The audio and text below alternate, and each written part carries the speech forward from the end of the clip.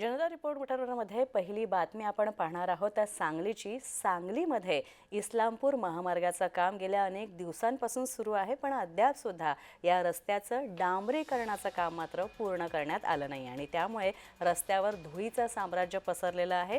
या रस्त्यावरून प्रवास करणाऱ्या दुचाकीस्वारांना या धुळीचा मोठ्या प्रमाणात त्रास होतोय। तसंच रस्त्याच्या बाजूला मोठ्या प्रमाणात मोठमोठाले दगड पडलेले आहेत आणि त्यामुळे अपघात होण्याची शक्यता सुद्धा इथे वाढते। काही दिवसांपूर्वी अवकाळी पाऊस बरसला आणि या अवकाळी पावसामुळेच महामार्गाची अक्षरशः दुरवस्था झालेली आहे।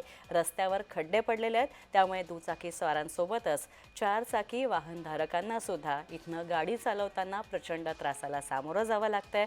विद्यार्थ्यांना शाळा महाविद्यालयांमध्ये जाण्यासाठी अनेक समस्यांचा सामना करावा लागतो। तसंच त्यामुळे विद्यार्थ्यांनी सुद्धा संताप व्यक्त केलाय। सांगली इस्लामपूर राज्य मार्ग आपण इथं बघू शकतोय की हा रस्ता अनेक खड्डे आहेत। 2 महिन्यांमध्ये पावसाळा सुरू होणार आहे।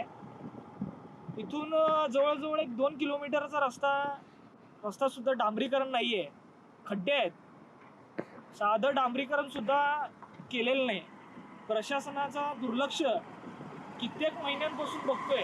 दुर्लक्ष झालेल्या रस्त्याकडे तात्काळ हा डांबरीकरण किंवा कॉन्क्रीटकरण जे काही करायचं आहे ते करून घ्यावं।